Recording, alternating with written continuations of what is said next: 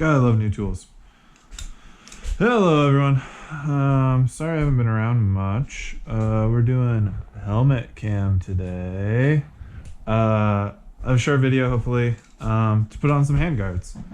Bought some cheapo Acerbis, whatever. Handguards, they're like 40 bucks I think, maybe a little bit less, maybe like 34, 36, I don't know.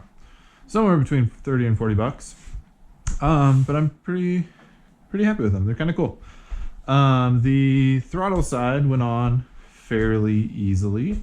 The only issue was where the actual throttle cable comes out. It just interferes a little bit, but otherwise everything else fits pretty nicely in with the brake and everything there. Installation on it was surprisingly easy.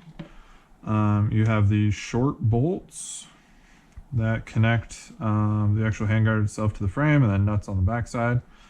And then you actually use this little guy to clamp it around the bars. For our use, we use the medium length screws for this one. And it goes together with a 4mm hex, the fancy spinning T-handle, optional. So like I said, the throttle side went on pretty easily, but the left-hand side, the rear brake, parking brake side, is a little bit more difficult, and let me show you why. There is a brake handle directly where we want it to go. So that gave me an idea. I've been looking, I've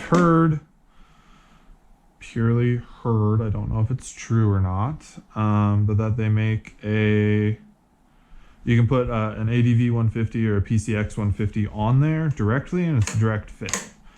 I spent probably 2 hours trying to find part numbers, be able to get it in the US, and basically couldn't find anything. So what I did instead was, this was my tinker the other night. This is actually a drywall anchor that I cut the end down a little bit and then cut a slit in it. And the idea was to put it kind of in the middle here as if it was a spacer. Slide it around the cable, and then it went into the hole, and then it held it a little bit further out. That was kind of my proof of concept before I went with something a little bit more robust. So this is what we ended up with. Oh god, as I drop it and lose it. This is what we ended up with. It's 3D printed. I'll post the STL in the description. And it works surprisingly well. So I'm gonna show you what I did to install it, and then put this other handguard on. First step, you need to back off the adjuster nut here. It's the one on the outside for the parking brake. It may be easier to push this forward a little bit and then spin it out. You don't need to take it all the way off, just get it far enough out that you have enough slack here on the cable. Once you have that, there's a stepped end that goes towards the inside, and that prevents it from pushing this end of the cable out, which we don't want. We just want this to stay and prevent this lever from returning as far. So if you're printing this yourself, this is probably going to be a tight fit. You may end up needing to just sand that down to open that up a little bit, potentially. I printed it out of PLA. I figure if I print a new one every few months, that's not the end of the world. If you have a little bit more robust, if you have ABS or PETG, that'd probably work great too. But as you can see now, our handguard has plenty of clearance. The other bright side, let me adjust this back up. So spin the wheel, grab it, nothing, add some more, nope, still not grabbing.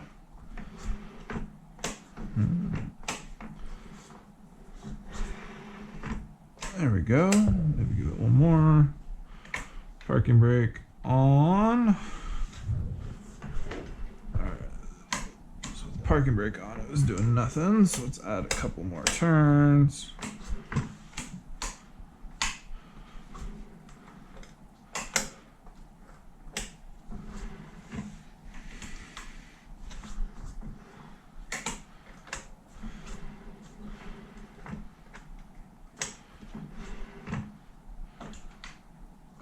There we go. Now, with it not parking brake, it turns.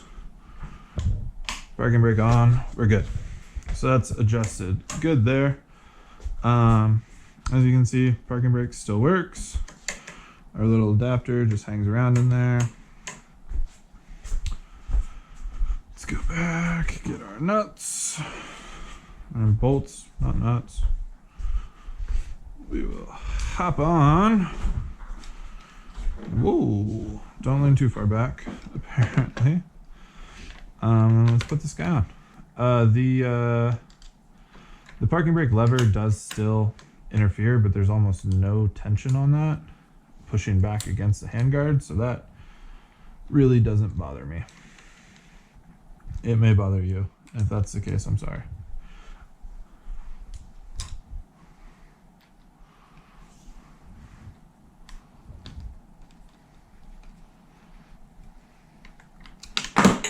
Oh my god.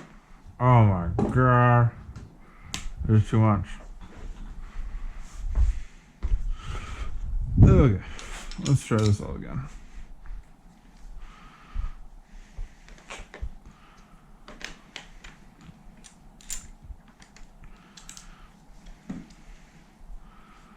Alright, so you're all lined up there.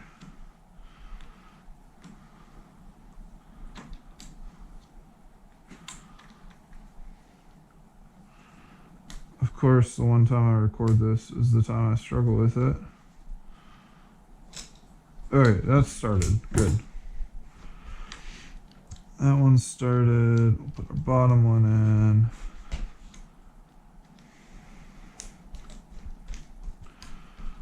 Tighten that one. One of the other things I did as part of this was I actually ended up slightly adjusting where my mirrors were and where my levers were. I ended up, it's a 10mm head. You loosen these and you can tilt this forward or back, which means your levers up or down there too. Did that, got a little bit of adjustment out of it. It didn't take much, just a little bit. And that actually helped clear over here when I moved those. The main reason was purely aesthetic. I wanted the handguards to be more flush rather than pointing, straight down. So let's see what they look like. I think that's all right. I am pretty pleased. It seems silly, but for $30, the shits and giggle factor is 100% worth it. One of the big things that I'm looking forward to, though, is now I can actually reach this lever while riding around, which means I have left-hand rear brake that doesn't go through the linked garbage. So this is rear brake only, front brake only, and then your foot is the linked brake. So it gives you some kind of options, but you can now hopefully lock up the rear and do some fun skids. So that was the short project for today. Like I said, the STL for this is going to be in the description. Use it at your own risk. If it breaks, I mean, you are dealing with part of your brake system, so maybe be careful. But yeah, enjoy your Navi. Hopefully this helped you. If anyone finds that part for the lever, let me know. Otherwise, ooh, tunnel vision. All right, I'll see you all later.